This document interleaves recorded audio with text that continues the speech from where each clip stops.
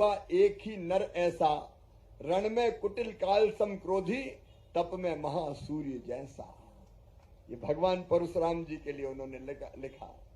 भगवान विष्णु के 6वें अवतार, यदा यदा ही धर्मस्य ग्लानिर्भवति भारत अभ्युत्थानम धर्मस्य तदात्मानं सृजाम्यहम् परित्राणाय साधूनां विनाशाय च दुष्कृतां धर्म संस्थापनार्थाय संभवामि युगे युगे। जब जब धर्म की हानि होगी, अधर्म बढ़ेगा, पाप बढ़ेगा, अन्याय बढ़ेगा, तब तब धर्म की रक्षा करने और दुष्टों के संहार के लिए और सज्जनों के उद्धार के लिए मैं बार बार इस धरती पर आऊंगा। भगवान विष्णु के 6वें अवतार भगवान परशुराम। और मध्य प्रदेश धन्य है मेरे बहनों और भाइयों कि आज हम तो पहले से ही मानते हैं कि उनकी जन्मभूमि ये जाना पाओ की पवित्र धरा है, जहां से 7.5 नदियां निकलती है इस विंध्याचल पर्वत से। मध्य प्रदेश सौभाग्यशाली कि उनका जन्म यहां हुआ। और आप जानते हैं भगवान परशुराम त्रेता और सतयुग की संधि काल में अवतरित हुए थे। उनने, मैं कुछ और बातें कहना चाहता हूं, समाज में समता और समानता लाने के उद्देश्य से सबको भूमि का आवंटन सुनिश्चित हो, इसकी पहल सबसे पहले की तो भगवान परशुराम ने की। उनने अपना फरसा फेंक के समुद्र को पीछे धकेल दिया था। और जो आज केरल जिसको कहते हैं, समुद्र के पीछे हटने के कारण वो केरल अस्तित्व में आया था, जिसका नक्शे में स्वरूप ही भगवान परशुराम के फरसे जैसा ही है। और इसलिए मैं कह रहा हूं, ये जमीन सबको मिले, कोई भी दीनहीन, कोई भी गरीब बिना भूमि के ना रहे। ये प्रारंभ किया भगवान परशुराम ने।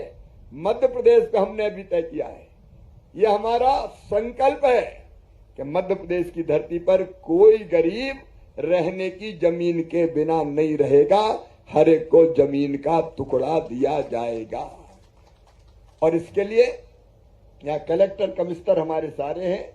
गांव में मुख्यमंत्री भू आवासीय अधिकार योजना, हम गरीबों को अब जमीन बांट रहे हैं। और शहरों में हमारे मेयर भी बैठे हैं, हमारी बेटी भी बैठी है जो नगर पंचायत की अध्यक्ष है।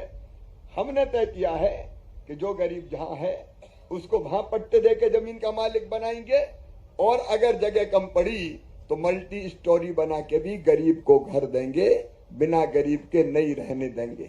लेकिन पहल भगवान परशुराम ने सबसे पहले ये पहल की थी। भगवान परशुराम जी ने भगवान राम को विष्णु धनुष दिया।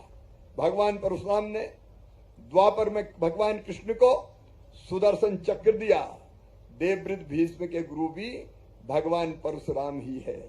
कौरव और पांडवों को महारथी बनाने वाले गुरु द्रोण के गुरु भी भगवान परशुराम ही है।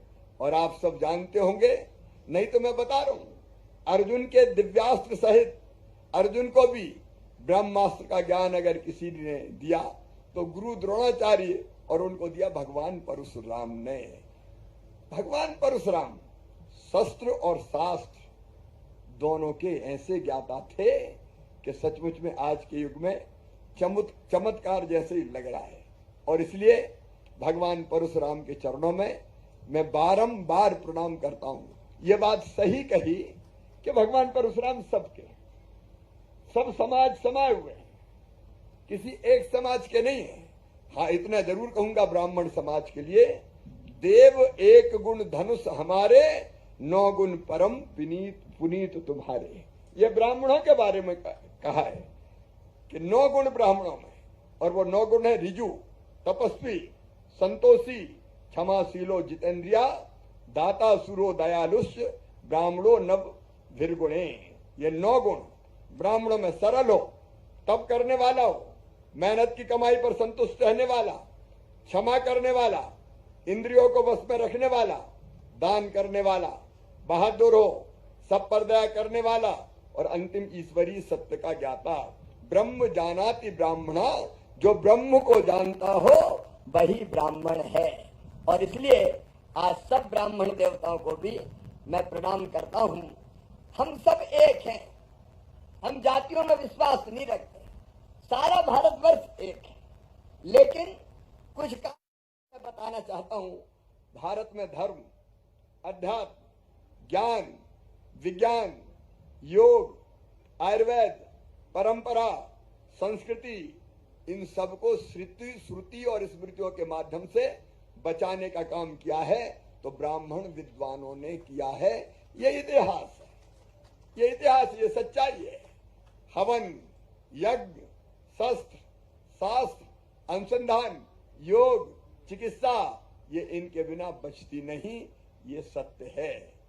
मित्रों, ये ब्राह्मण ही थे जिन्होंने संस्कृति और पांडुलिपियों को बचाने का काम किया।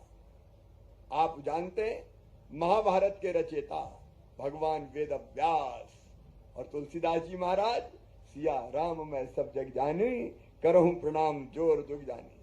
कालिदास, आर्यभट्ट, परामिहिर, हमारे कौटिल्य को कौन नहीं जानता, चाणक्य, आदिगुरु शंकराचार्य जी महाराज, गार्गी, लोपामुद्रा, और वीरों में अगर कहें तो बाजीराव पेशवा, वीर सावरकर, एक पूरा का पूरा एक इतिहास है।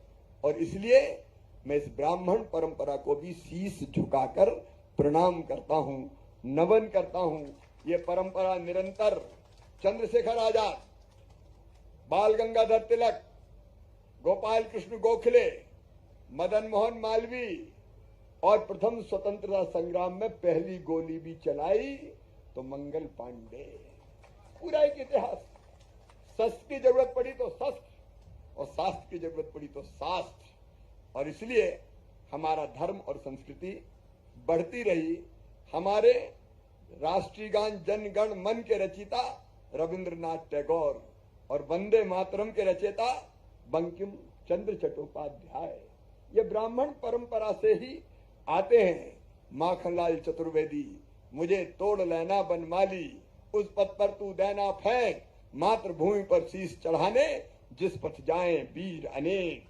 जयशंकर प्रसाद जैसे साहित्यकार हुए हैं, सर्वपल्ली, डॉक्टर राधा कृष्णन, लाल बहादुर शास्त्री जी, श्यामा प्रसाद मुखर्जी, डॉक्टर श्यामा प्रसाद मुखर्जी, पंडित दीनदयाल उपाध्याय और पंडित अटल बिहारी वाजपेयी।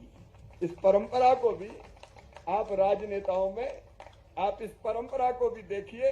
गीत और संगीत के क्षेत्र में पंडित रविशंकर, किशोर कुमार, दूध जलेबी जाएंगे, खंडवा में बस जाएंगे, पंडित जसराज, भीमसेन जोशी, शंकर महादेवन, एसपी बाला सुब्रमण्यम और स्वर सामग्री लता मंगेशकर, जो इंदौर में जन्मी, इसी ब्राह्मण परंपरा से आती थी। खेलों के क्षेत्र में देखो, विश्वनाथन आनंद, प्रकाश पादुकोण, सुनील गावस्कर, सचिन तेंदुलकर, सौरव गांगुली, राहुल द्रविड़ और अनिल कुंबले। और अगर अंतरिक्ष में देखो तो स्क्वाड्रन लीडर राकेश शर्मा, कितने नाम ऐसे। और इसलिए हमारी अत्यंत समृद्ध परंपरा है। इस परंपरा को मैं प्रणाम करता हूं। लेकिन देश में हम सब मिलकर काम कर रहे हैं, एक होकर काम कर रहे हैं। और इसलिए आज भगवान परशुराम जी की जयंती पर मैं सबको बहुत बहुत बधाई और शुभकामनाएं देता हूं। कई काम यहाँ भगवान की जन्मभूमि पर संपन्न हुए हैं, उनका जिक्र नहीं करेंगे। लेकिन अभी ऊषा जी ने भी बहुत रुचि ली और 10,31,59,60,000 के काम यहाँ स्वीकृत है। हमारे कुंड का सौंदर्यीकरण, पार्किंग और बाउंड्री वाल, भोजनशाला, मल्टीमीडिया शो वगैरह, जन सुविधा, पानी की व्यवस्था, लैंडस्केपिंग, पाथवे का कार्य, ये सब के सब काम होंगे जिसके लिए राशि स्वीकृत कर दी गई है। लेकिन आज हम सबके मन में एक विचार आया है कि इस पवित्र भूमि का और विकास किया जाए। हमारी सीमाएं केवल इसलिए है कि ये पूरी की पूरी जमीन फॉरेस्ट की है। इस इलाके को भी कितने मुश्किल से हमने विस्तारित किया है हम लोग जानते हैं। और फॉरेस्ट से जमीन लेने में केवल केंद्र सरकार नहीं, सुप्रीम कोर्ट तक जाना पड़ता है। लेकिन ये बात पक्की है, ये संकल्प है हमारा किस भूमि का यथोचित विकास करके इस स्थान को हम ऐसा बनाए कि दुनिया भगवान परशुराम जी की जन्मभूमि पर दर्शन करने पधारे। और इसलिए यहाँ भगवान परशुराम लोक का निर्माण किया जाएगा। एक और धाम बनेगा, परशुराम धाम। बोलिए भगवान परशुराम की। और उसकी पूरी रूपरेखा बनाने हम विद्वानों के साथ, प्रशासन के साथ, सबके साथ बैठेंगे। और जब भगवान की कृपा से ही महाकाल महालोक बना है तो भगवान परशुराम लोक भी बनेगा। मित्रों, इस संकल्प के साथ एक बार में फिर आप सबको बहुत बहुत शुभकामनाएं देते हुए, आपको ध्यान है पिछले साल हमने तय किया मंदिरों में पुजारियों जिनके पास जमीन नहीं थी 3,000 उनको मिलता था, मानदेय वो बढ़ा के 5,000 करने का काम किया। एक और क्रांतिकारी फैसला हमने किया कि बच्चों को जो कर्मकांडी होते थे, संस्कृत विद्यालय में पढ़ते थे, उनको स्कॉलरशिप नहीं मिलती थी, उनको अब स्कॉलरशिप दे रही है। तो भारतीय जनता पार्टी की सरकार दे रही है, वो काम भी हमने किया है। ऐसे अनेकों काम पहले संपन्न हुए, लेकिन अब तो भगवान परशुराम लोक और परशुराम धाम बनेगा। बोलो बनना चाहिए कि नहीं? अरे जोर से बताओ, बनना चाहिए कि नहीं? तो उसकी रूपरेखा बनाएंगे। मेरी लाडली बहनाएं भी सब यहाँ आई हुई है, उनकी जिंदगी में भी आनंद, प्रसन्नता और मुस्कुराहट आए, इसलिए मुख्यमंत्री लाडली योजना के आवेदन भराए जा रहे हैं। सब बहनों ने आवेदन भर दिए कि नहीं? जिनने फॉर्म भरे हाथ उठाओ जल्दी। अभी जिनने नहीं भरे वो भी भर देना। 10 जून से 1,000 रुपया मिलना मेरी बहनाओं को प्रारंभ हो जाएगा। उनकी जिंदगी भी बदलेगी और मध्य प्रदेश भी लगातार आगे बढ़ता जा रहा है। एक बार फिर भगवान परशुराम की जयंती पर बहुत बहुत शुभकामनाएं। मेरे साथ एक बार पुनः बोलिए, परशुराम भगवान की, धर्म की।